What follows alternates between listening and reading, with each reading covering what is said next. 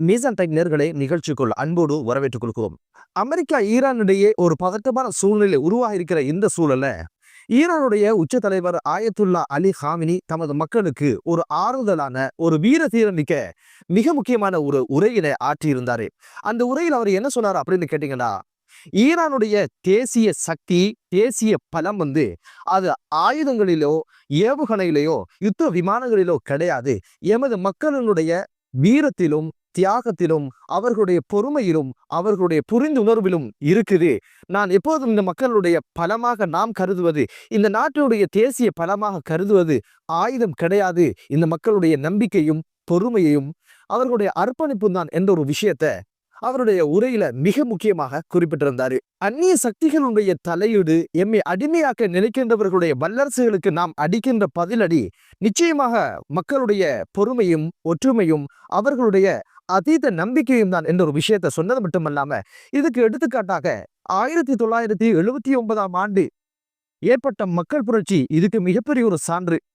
தீய சக்திகளை விரட்டி அடிப்பதற்கும் எம்மை அடிமையாக இருக்கின்ற வல்லரசுகளுடைய சக்திகளை முறியடிப்பதற்கும் பக்கபலமாக அன்று இருந்ததும் இன்று இருந்ததும் எப்போது இருப்பதும் இந்த மக்களுடைய பொறுமையும் இந்த மக்களுடைய பலமும் இந்த மக்களுடைய ஒற்றுமையும் தான் அப்படின்ற ஒரு விஷயத்த சொன்னது மட்டுமல்லாம, கடந்த சில ஆண்டுகளாக அந்நிய சக்திகள் எம்மை ஆக்கிரமிக்கவும் அடிபணிய வைக்கவும் எம்மை அடிமைத்துவம் என்ற ஒரு கடந்த கால வாழ்க்கைக்குள்ள கொண்டு செல்வதற்கான முயற்சிகளை எடுக்கிறாங்க. எமது மன உறுதியையும் ஒற்றுமையையும் உலகத்துக்கு காட்டுவதன் மூலம் இந்த சக்திகளை வெற்றி கொள்ள முடியும் அப்படின்னு ஒரு விஷயத்த சொன்னதோட, இந்த ஒரு ஒற்றுமையும் இந்த சக்தியும் தான் எதிரிகளை ஏமாற்ற செய்யும். எப்போது எதிரிகள் ஏமாற்றம் அடையலையோ அன்றைக்கு எமது நாடு ஆபத்தில் இருக்கும் அப்படின்னு ஒரு விஷயத்த சொன்னாரு. இங்க எதற்காக ஏமாற்று அப்படின்னு ஒரு விஷயத்த சொல்றாரு அப்படின்னு கேட்டீங்கன்னா, அரபுல எப்போதுமே யுத்தம் ஒரு ஏமாற்று அப்படின்னு தான் சொல்லுவாங்க. காரணம் என்ன அப்படின்னு பாத்தீங்கன்னா, யுத்தம் என்பது யதார்த்தத்தில் உண்மையில் ஏமாற்று தான். யுத்தம் என்ற ஒரு விஷயம் ஆவேசத்திலும் ஆத்திரத்திலும் கோபத்திலும் நடந்து முடியுது. முடிஞ்சதுக்கு பின்னால கூட்டி கழிச்சு வகுத்து பார்த்தா எதுவுமே மிச்சம் இல்லை. கூட இருந்தவனை இழந்திருப்போம், கூட இருந்த சொத்துக்களை வளங்களை இழந்திருப்போம். ரணங்களும் வடுக்களும் இரத்தங்களும் தான் மிச்சமாக இருக்கும். அதனாலதான் யுத்தம் என்பது ஒரு ஏமாற்று அப்படின்னு சொல்ற அடிப்படையில் தான் இப்போது ஆயத்துல்லா அலி ஹாமினி ஏமாற்று என்பதுதான் எதிரிக்கான ஆயுதம் அப்படின்னு ஒரு விஷயத்த சொல்லி இருக்கிறாரு. மேற்கொண்டு அவர் உரையில என்ன சொன்னாரு அப்படின்னு கேட்டீங்கன்னா, ஈரானுடைய வரலாற்று சிறப்பு மிக்க மிக முக்கியமான 48வது புரட்சிகர தினம் நாளைய தினம் நாடளாவிய ரீதியில கொண்டாடப்படுகிற இந்த சூழல்ல ஒவ்வொரு நாட்டு பிரஜையும் தமது ஒற்றுமைய தமது சகிப்புத்தன்மைய நாம் எப்போதும் ஒன்றாக இருக்கிறோம் என்ற கோணத்துல நடக்கின்ற பேரணிகள்ல கலந்து கொள்ளணும் அப்படின்னு ஒரு விஷயத்துக்கான அறைகூவலை ஒரு வேண்டுகோளை தமது உரையின் இறுதியில வேண்டிக் கொண்டாரு. நாம் எப்போதும் ஒற்றுமையாக இருப்பதுதான் நாட்டுடைய பலம் என்பதை விரோதிகளுக்கும் எதிரிகளுக்கும் சொல்லணும் அப்படின்ற ஒரு கோணத்துல நாட்டு மக்களுக்கான ஒரு அழைப்பை, பகிரங்க அழைப்பை, ஒரு பொதுவான அழைப்பை ஆயத்துல்லா அலி ஹாமினி வெளியிட்டிருந்தாரு. ஆயத்துல்லா அலி ஹாமினுடைய வேண்டுகோளை மக்கள் ஏற்றுக்கொண்டு நாளை நடக்கின்ற பேரணிகள்ல அந்த கொண்டாட்டத்துல மக்கள் தமது ஒற்றுமையையும் பலத்தையும் விசுவாசத்தையும் காட்டுவாங்களா இல்லையா அப்படின்னு ஒரு விஷயம் நாளைய தினம் தெரிய வரும். 1979 ஏற்பட்ட மக்கள் புரட்சிக்கு பின்னால உலக அரங்குல ஈரான் தனிமைப்படுத்தப்பட்டது.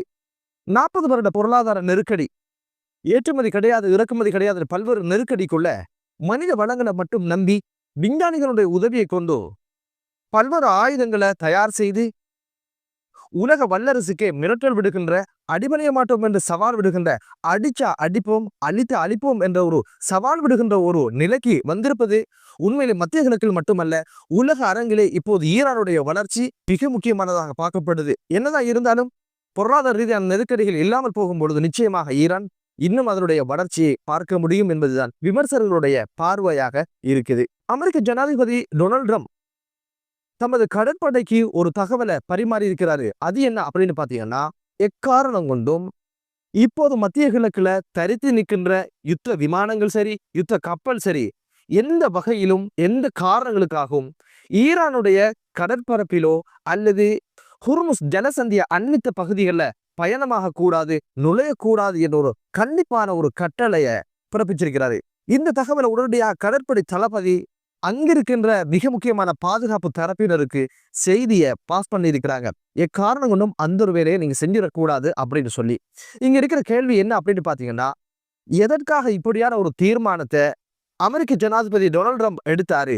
அடிப்பெண், பிடிப்பெண், ஒளிப்பெண் அப்படின்னு சொன்னவரு எதற்காக இந்த தருணத்துல இப்படியான ஒரு கட்டளையை பிறப்பிச்சாரு அப்படின்ற கேள்வி எல்லோருக்குள்ள இருக்கும் இல்லையா? அதுக்கான பதில் என்ன அப்படின்னு பாத்தீங்கன்னா, அமெரிக்காவின் கடற்படைக்கு சொந்தமான கப்பல் ஒருவேளை இப்படி பிரவேசம் செய்து கொண்டால் பதிலுக்கு ஈரான் ட்ரோன் தாக்குதலை நடத்தும். அப்படி ஒரு தாக்குதல் நடந்துட்டா இப்போது நடக்கின்ற ஈரான் அமெரிக்காக்கு இடையான பேச்சுவார்த்தை மிகப்பெரிய சிக்கலை தோற்றுவிக்கும் அப்படின்றதுனால கையையும் காலையும் பத்திரம் பண்ணி கொள்ளுங்க, ஏதையும் இழுத்து வச்சிடாதுங்க அப்படின்ற மாதிரி அமெரிக்காவினுடைய ஜனாதிபதி டொனால்ட் ட்ரம்ப் அறிவுரை வழங்கியிருக்கிறாரு, கட்டளையை பிறப்பிச்சிருக்கிறாரு. அதுக்குள்ள நீங்க மூக்க நுழைச்சிடாதுங்க அப்படின்ற மாதிரி. காரணம் என்னன்னா, அது ஒரு மோதலாக மாறிட்டா இந்த பேச்சுவார்த்தையில மிகப்பெரிய ஒரு தாக்கத்தை ஏற்படுத்தும் அப்படின்றதான் இவரோட நிலைப்பாடு. ஏதோ வகையில் யாராவது உள்ள பூந்து இந்த பேச்சுவார்த்தை குழப்புறதுக்கு ஏதோ ஒரு சதி செஞ்சிருவாங்க அப்படின்னு ஒரு விஷயத்த முன்கூட்டிய கணக்கு போட்டு தகவலை இப்போது கடற்படை தளபதிக்கு எத்தி வச்சிருக்கிறாரு. கவனமாக இருங்க, வேற யாரும் உள்ள பூந்து சிக்கலை உண்டு பண்ணிட கூடாது அப்படின்றதுக்காக. சில தினங்களுக்கு முன்னால ஈரானுடைய ஆளில்லா ட்ரோன் உளவு பார்க்க போன சந்தர்ப்பத்துல அமெரிக்காவுடைய கடற்படையினர் சுட்டு வீழ்த்திய சம்பவம் பதிவாச்சு. அப்போது கூட இது பற்றி எதுவுமே கருத்துரைக்காத அமெரிக்காவினுடைய ஜனாதிபதி டொனால்ட் ட்ரம்ப் இப்போது எந்த ஒரு பிரச்சனையும் அள்ளி வச்சிடாதங்க, அது பேச்சுவார்த்தைக்கு பெரிய ஒரு தாக்கத்தை ஏற்படுத்தும் என்று அஞ்சுகின்ற ஒரு சூழ்நிலை எதனால உருவானது அப்படின்னு கேட்டீங்கன்னா 2 காரணங்கள் சொல்லப்படுது. ஒன்று இப்போது ஏதோ ஒரு வகையில பேச்சுவார்த்தைக்கான கதவுகள் திறக்கப்பட்டாச்சு. பேச்சுவார்த்தை மூலம் ஒரு தீர்வை எட்டிட்டு எப்படியாவது நாட்டுக்கு திரும்பி போயிடலாம், யுத்தம் தேவையில்லைன்ற இடத்துல அமெரிக்காவோட ஜனாதிபதி டொனால்ட் ட்ரம்ப் இருக்கிறாரு.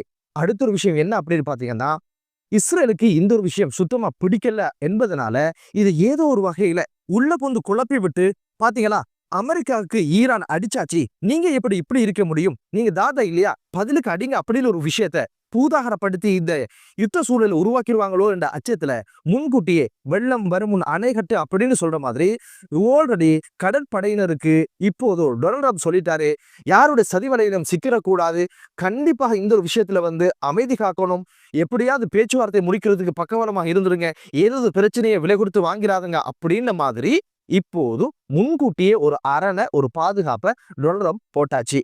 என்னதான் இருந்தாலும் இப்போது அமெரிக்க தரப்புல என்ன சொல்லப்படுது அப்படின்னு கேட்டீங்கன்னா, அமெரிக்காவோட ஜனாதிபதி டொனால்ட் ட்ரம்ப் என்ன சொல்றாரு அப்படின்னு கேட்டீங்கன்னா, வருகின்ற வாரம் அடுத்த கட்ட பேச்சுவார்த்தையை தொடங்கலாம் அப்படின்னு சொல்லியாச்சு.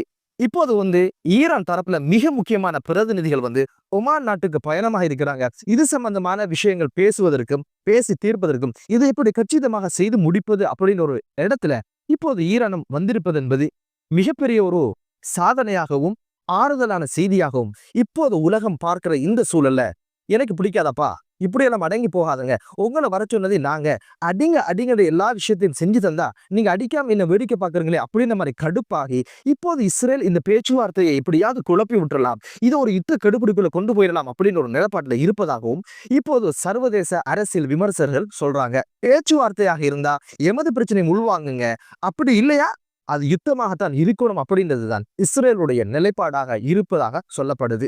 இப்போது ஒரு அதிர்ச்சியான செய்திய இஸ்ரேலுக்கு மொசாட் உளவுத்துறை சொல்லியிருக்குது. அது என்ன அப்படின்னு பாத்தீங்கன்னா, இப்போது ஈரான் கைவசம் 2000 ஏவுகணைகள் இருப்பதாக, ஒவ்வொன்றும் வீரியம் மிக்கதாக இருப்பதாக சொல்லப்பட்ட ஒரு செய்தி தான் இப்போது அவர்களுடைய தூக்கத்தை கெடுத்திருக்குது. நேற்றைய தினம் இஸ்ரேலிய பத்திரிகையாளர் ஒருவரை ஈரானுக்கு உளவு பார்த்தா அப்படின்னு சொல்லி அவரையும் கைது செய்து இப்போது விசாரணைக்கு உட்படுத்திருக்காங்க. அது மட்டுமல்ல, இப்போது எமது நாட்டுல மட்டும் உளவு பார்ப்பீங்களடா, உங்களோட நாட்டுல உங்களோட ஆக்களை வச்சு நாங்க உளவு பார்க்கிறோம் அப்படின்ற மாதிரி ஈரான் ஏதோ ஒரு வகையில சர்வதேச நிறுவனங்களோட சேர்ந்து ஏதோ ஒரு வகையில அங்க இருக்கின்ற இராணுவத்துக்குள்ளே ஒரு சிக்கலை உண்டு பண்ணியதாகவும் செய்திகள் வெளிவர ஆரம்பிச்சிருக்குது. இஸ்ரேலுடைய மிக முக்கியமான பாதுகாப்பு பிரிவு என்று சொல்லப்படுகின்ற சின் பெட் மற்றும் ஐடிஎஃப் என்று சொல்லப்படுகின்ற உயர்ந்த இராணுவ பிரிவில் இருக்கின்ற மிக முக்கியமான இராணுவ வீரர்கள் ஈரானுக்காக உளவு பார்த்தாங்க அல்லது இராணுவ திட்டங்களை கசிய விட்டாங்கன்ற குற்றச்சாட்டுல இப்போது உள்ளக ஒரு விசாரணை தொடங்கப்பட்டதாக சொல்லப்பட்டது. அதுக்கு மேல பெஞ்சமின் நெதன்யாஹுவுடைய அலுவலகத்துல இருந்த ஜக்கி பிராவர்மன் என்று சொல்லப்படுகிறவர் மற்றும் எலி ஃபெஸ்டன் என்று சொல்லப்படுகிறவருக்கு எதிரான விசாரணைகளும் இப்போது தொடங்கப்பட்டிருக்குது. தகவல்களை எடுத்து இஸ்ரேலுக்கு கொடுத்து ஏதோ ஒரு வகையில் அவங்களோட சோழியை முடிக்கிறது தான் கைவந்த கலையாக இருந்தது. இப்போது ஏதோ ஒரு வகையில அவங்களோட இராணுவத்துக்குள்ளேயும் ஈரானுக்காக உளவு பார்க்கின்றவர்கள் உருவாக்கப்பட்டாச்சு அப்படின்னு ஒரு விஷயமும் அப்படியான ஒரு அச்ச சூழலும் இப்போது இஸ்ரேலுக்கு உருவாகியாச்சு. அதனால இப்போது அவர்களுடைய அரசு தலைவர்கள் எல்லாம் உயிரை கையில பிடிச்சு கொண்டு தூக்கம் இல்லாம பசி இல்லாம திரிகின்ற ஒரு சூழலும் புலம்புகின்ற ஒரு சூழலும் உருவாகி இருக்குது. என்னதான் இருந்தாலும் ஈரான், அமெரிக்கா, இஸ்ரேல் என்ற முன்மொழி போட்டியாக இப்போது இந்த பேச்சுவார்த்தை களம் சூடு கண்டிருக்குது. இஸ்ரேலை ஏதோ ஒரு வகையில அச்சமூட்டணும், தனிமைப்படுத்தணும் அப்படின்ற ஒரு விஷயத்துக்காகத்தான் இப்போது அமெரிக்காவோடு ஈரான் கைகோர்த்திருக்கிறதோ என்ற சந்தேகம் எழுந்திருக்குது. மத்திய கிழக்கு நாடுகள்ல சமாதானம் மலரட்டும், உலகமெங்கும் அமைதி நிலவட்டும் என்று கூறி மற்றொரு காணொளியிலே உங்கள் அனைவரையும் சந்திக்கும் வரை விடைபெறுகிறேன். நன்றி.